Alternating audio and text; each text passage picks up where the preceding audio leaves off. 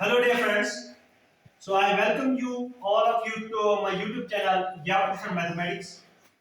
Now in this lecture we are going to discuss the beautiful question with a beautiful truth that is 6x square plus 7x minus 3 equal to 0.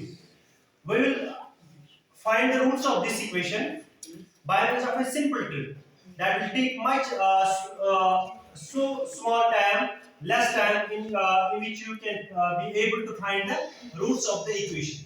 Now see what the trick.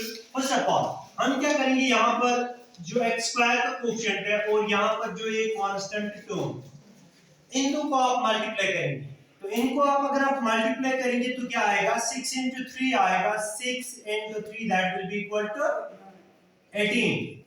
That will be equal to 18. Now make a pair like this. पहले आप 18 को लेंगे, इसके बाद इसके साथ 1 को जोड़ देंगे, ये दोनों का एक पेयर बनेगा। तो 18 क्या है? 18 is the product of the coefficient of x square and the constant term that is 3. तो यहाँ पर आपको इन दोनों को मल्टीप्लाई करना है, वो आता है 18 के बराबर।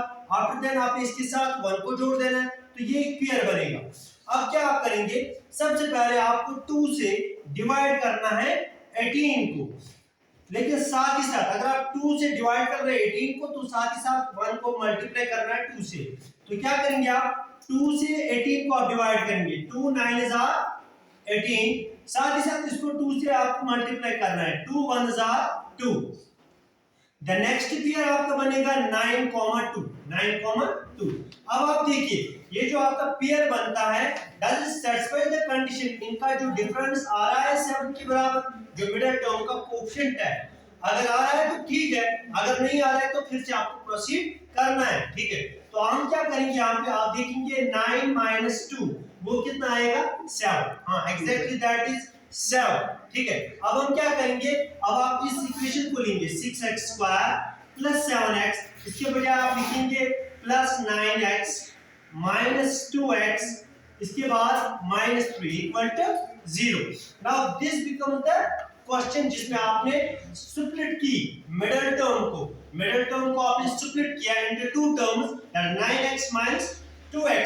अगर आप इनका डिफरेंस देखेंगे that again equal to 7x, वो किसके बराबर है 7x के बराबर। But if you multiply these two 9 into minus 2 that is minus 18 which becomes the product of 6 and minus 3 that is again equal to minus 18. So अब आप क्या करेंगे, इन दो में से आपको 3x को कॉमन निकालना है, तो यहाँ पे रहेगा 2x स्क्वायर फिर प्लस यहाँ पे 3x को आपने कॉमन निकाला तो यहाँ पे बचेगा 3।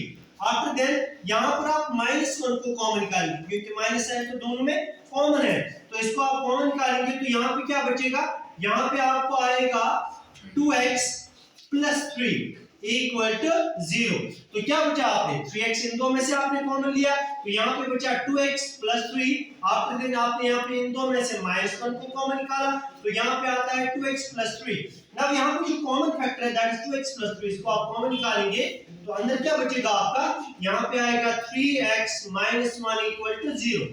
इसके बाद आप क्या कर रहे हैं, इक्वेट ईच फैक्टर टू 0, आप करेंगे 2x प्लस 3 इक्वल टू 0 और 3x माइनस 1 इक्वल टू 0। इन दो फैक्टर्स को आप इक्वेट करेंगे 0 के साथ तो क्या आएगा आपको मिलेगा यहाँ पे 2x इज इक्वल टू 3 को ट्रांसपोज करके -3, यहाँ पे क्या बचेगा आपको 3x इज इक्वल टू -1 को ट्रांसपोज करेंगे तो +1। After all you have to find the value of x.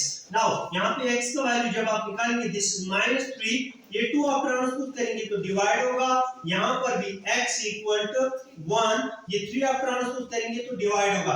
That means x equal to आपको x का वैल्यू क्या मिलता है, यहाँ पे आपको x का वैल्यू मिलता है -3/2 और दूसरा वैल्यू आपको आता है 1/3।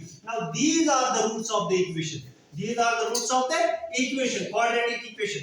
So this is the beautiful trick by which you can split the middle term in seconds. Not using the idea of the splitting the middle term जैसे आप कर रहे हैं, but using this trick you can factorize, you can just factorize so many big quadratic equation जिनकी middle term आपको possible नहीं होती है split करना। Thank you.